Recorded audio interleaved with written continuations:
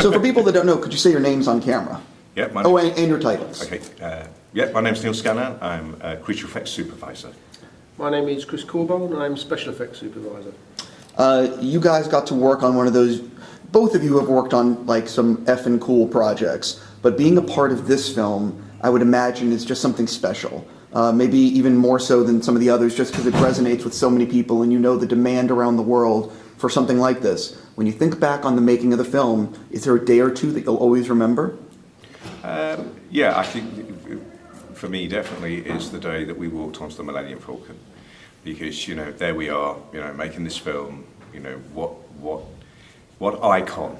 To sit inside the Millennium Falcon was an amazing experience. I remember we had a production meeting at one point where we sat around the central table inside the Millennium Falcon, and to me that was a day that will always stick in my mind. Yeah. I think my day was slightly different. It was out in the desert, and we had one really savage day shooting where we did most of the running with John and Daisy through all the explosions, and that was a real big moment. We only had one go at each. We had 3 strafing runs of about 16 explosions each time, and having them run through them, that exhilaration of getting it all on camera with the actors in there was fantastic. One of the things about filmmaking is that each project you work on sort of helps you get ready for the next project by figuring things out, technological advances. Is there anything that has happened recently, like a technical challenge that you've overcome that you didn't think you were ever going to reach, or something you've been striving to do for a very long time? I think we tried a few things on Force Awakens that, looking back on them now, had I really known what we were trying to achieve, I would not have done it. I would have been too terrified to try it. And one example of that is, for instance, the very large beast that's at the watering hole in Abu Dhabi in the desert sequence, nudges Finn out of the way. That we've never done anything like that before. We've never tried. We had nothing to fall back onto. We had no real idea of how it was going to figure out. It was just a case of, wouldn't it be really amazing if we achieved this thing with people inside it? It's 20 foot long, 15 foot wide, 10 foot high, whatever. And having done that and successfully pulled it off, then you think, well, okay, where can we go from here? But you sort of go into these things sometimes very naively. You have to, otherwise you would shy away from it. So I would say that things like the larger creatures that were more theatrical based have opened up big opportunities for us in the future. It's given us the confidence to try that more. Yeah. I think from a special effects point of view, it's not so much using a new technology. It's every job we do tends to be different, so you have to find out the best methodology of doing it. Like, for example, the Ray Speeder, which she rode on, is not an orthodox shape at all. It's very high, with somebody mounted up very high, sitting high on it, so the centre of gravity is very high. So we had to make a bespoke mechanical chassis that was powered by a 1000cc motorcycle engine that could go through the desert and cope with 50-degree heats. All those little elements in themselves is a challenge. We had a great time with it in the end, but it took a long time, and it was an ongoing process, because we produced the vehicle and then showed it to JJ, and JJ said, well, that's great, but can we get it banking a little bit either way? So we got it back to the workshops and put some hydraulic rams in to get it banked, and then showed to him again. John, that's fantastic. What would really make it special is if it could maybe just go up and down 1 or 2 feet. So by the time we actually got to shoot it, it was like 4 or 5 months of evolution. You keep seeing it and improving on it. So it's not so much using a new piece of technology. It's just how the best way of doing each individual different job, really. Is there a shot that right now, when you watch the film, you're like, God damn it, I need another 30 seconds with that shot? Every time I see a creature, there's something inside you, isn't there, that just sort of says, oh, couldn't it be on the film, a little bit longer, be on a little bit longer? I think what's interesting is I've seen the film many times now, and like lots of people, and when I first saw it, I thought, my gosh, hardly anything we did is in there. It's all in there. It's just, you need time to absorb it. It's such a rich film. So going back each time, I spot something, there's a little character in the background we made, or I clearly can see this and that. But obviously there's always an element that, you know, the longer you can get your stuff on the screen, the better it is. Why not? Do you know, I don't really think I mean, a really busy scene for us, which, you know, doesn't really get mentioned very much, is the where they first come down at night into the village. You know, we had to build stormtrooper flamethrowers. We gassed everything up. It was a really busy sequence, and we ended up blowing the X-wing. And all of those processes had to be tested. You know, we had to develop the flamethrowers. We had to test all the explosions. You know, 75% of what we do is actually testing and making sure JJ's happy with the results. So he's not going onto a set wondering is this going to work or not. He needs to go on and film it, and there's fewer shots as we can to obviously save money, but knowing what he's going to get. So I don't remember any occasions where I thought, God, do you know what the only thing I probably would have had a bit more time on? JJ really, I don't know whether you noticed it, JJ was really keen on getting lots of embers in the air. And that took a long time. It's a weird thing, but it took a long time to get right, to get that amount of embers in the air that, you know, you could put in amongst actors and all that. So probably it would have been great to have a little bit more time to develop something more sophisticated on the embers. A lot of people have been talking about, and JJ talked over the weekend about deleted scenes from the movie. And I guess the Blu-ray, I think he told me, would have like 10 or 20 minutes of added scenes. Fantastic. Yeah, I'm curious for both of you, have you seen a lot of the deleted scenes? Or do you remember a lot of stuff, and were you sad to see something go?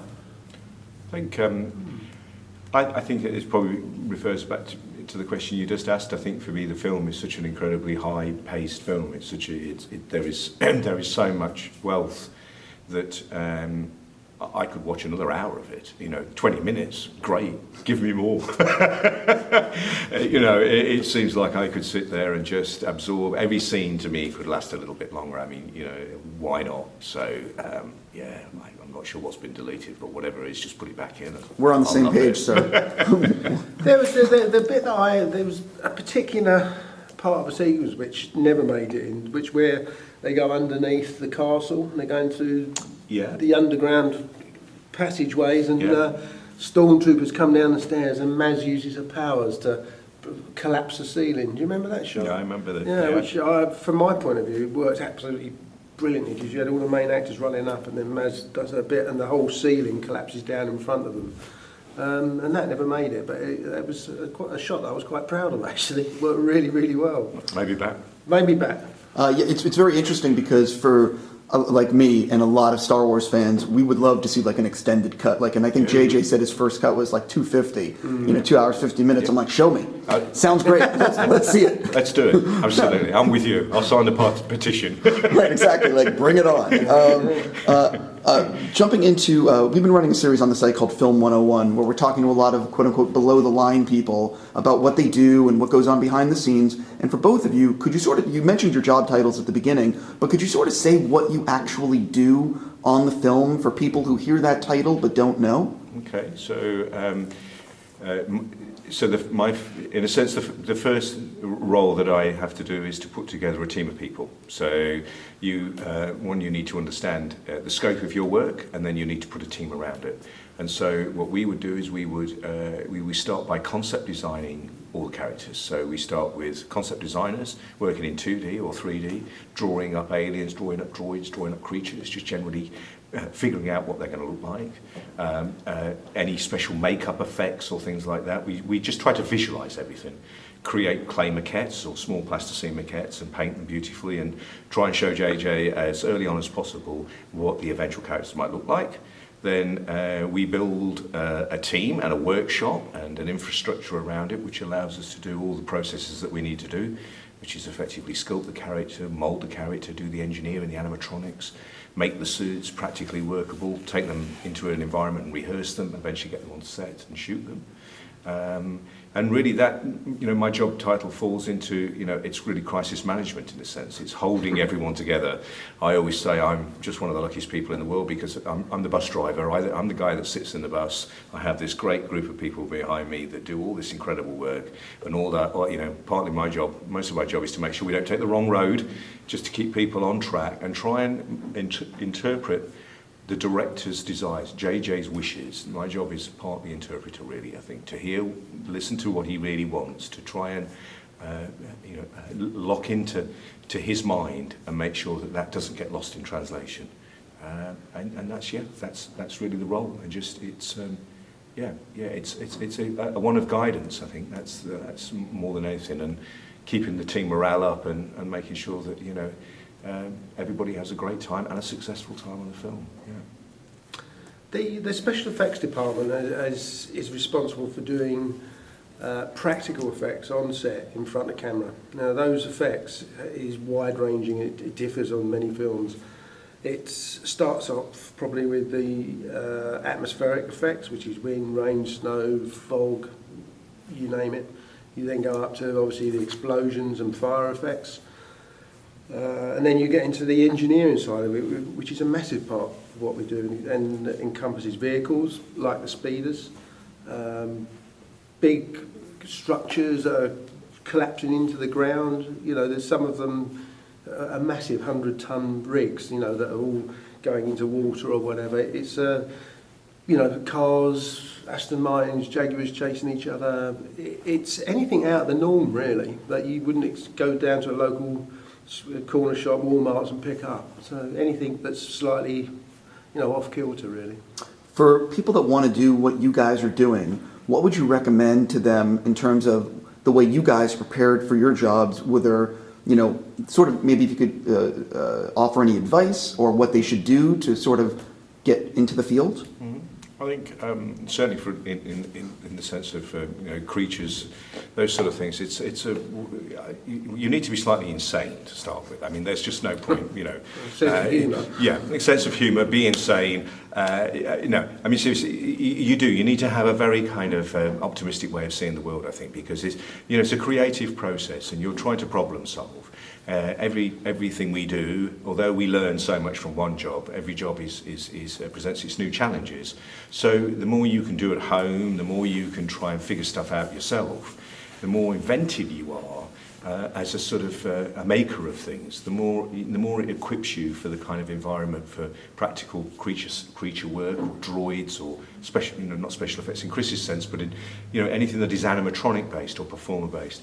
I think, on a serious note, there's also, there's a lot of skills as far as, say, life drawing and understanding, drama and understanding, actorial skills. These are all things that accumulate to making a character come to life on the screen. And so the more that you can encompass that in your understanding of this particular craft, the better you are at what you're doing. I think the first criteria I look for in anybody that comes to work with me is two things: passion and dedication. They're critical to even getting in the front door.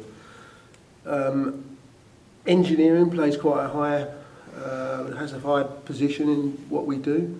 So if they've got engineering experience, that's good. CAD draftsmen, engineering CAD draftsmen particularly, are very valuable in our department. Computer programmers, when I say computer programmers, I'm talking about motion controlling computers, that can control hydraulics, pneumatics, winches, etc. They're the main qualities. I really like my crews to have a skill in something other than just going on the floor, that they can learn, and that they will grow up and form their own ways of doing it under my guidance. But having a core skill to me is really important. For both of you, how did you get your big break that allowed you to do what you're doing now? I blagged it. I rang a man who is very dear to my memory, a man called Lyle Conway, who was working on a project many moons ago called Return to Oz.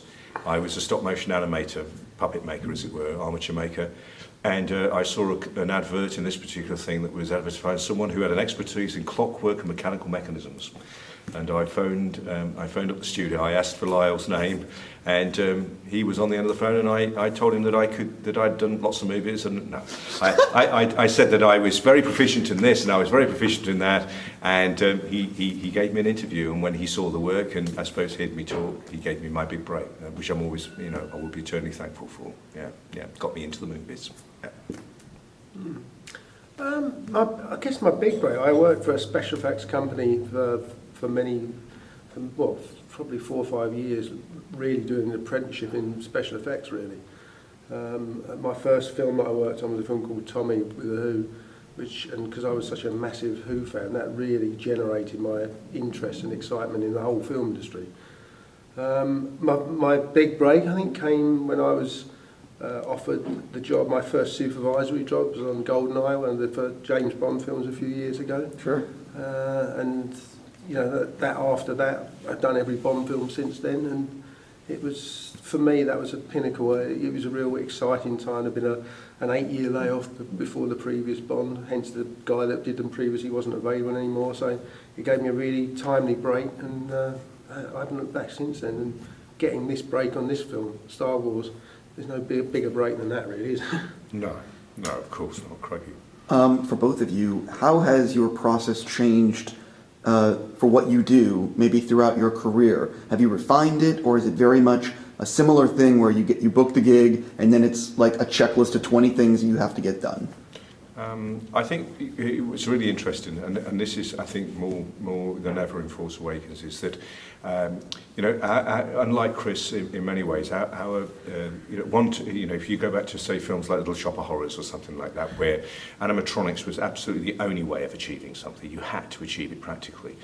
That would, in a sense, would be a front-runner effect. In other words, in order to be able to achieve that project, it was either stop motion or animatronics. So there was a sort of natural progression where animatronics and puppetry became very complex, and over time the technology raised, but I'm not necessarily sure that the eventual product was any better. The eventual thing that came onto screen was not necessarily that much better. So what I've learned, I think, over the years that I've been involved with, is to make it simpler, is to think more creatively and to think more about the end result. The only purpose of anything that we make is the moment it appears on the screen. Nothing else matters. If it doesn't live on that screen for the moment that it's there, everything else was pointless. So I think I've changed very much, and my crew too have adapted a somewhat, I think, a more free-form, more creative, more theatrical almost approach to what we do. Because the huge benefit we have now is that we can also be helped out by digital technology. So whereas in the past, where maybe if a rod was attached to a character's arm, that would definitely have to have been hidden. Now, Roger and the guys at ILM can come in and paint that away for us. So we can be really, it's sort of liberated us. We've got a much more open forum, and we can think much more freely about how we achieve things, and not always have to rely on technology to do it. We can just look and say, okay, let's get the best out of this character, and if we really do need some assistance digitally, then that's fantastic, So it's a perfect, co-relationship, really. Sure. Yeah, I think I would agree with Neal to a certain aspect there, because over the last 10 years, what has been really great is forming a really happy marriage with the digital effects department. When they first came onto the scene, I think there was a lot of headbanging between departments. I can do that better than you, etc. And it really became quite competitive. These days, I think we've all learned to do what is best for the film. And when you work with a lot of the digital guys now, they tend to shoot real life elements that they use to put into the film rather than create an explosion from scratch. We'll do explosions that they put into the film. So there are real elements that they are using and just sinking in. And it's been great. Now we all work together as a team. We have got a happy marriage, and it works great. Cool. I have to go, but real quick, what are you guys working on now? The next one. That sounds very tough. You can't say that, can you? And the next one, and the next one, and the next one.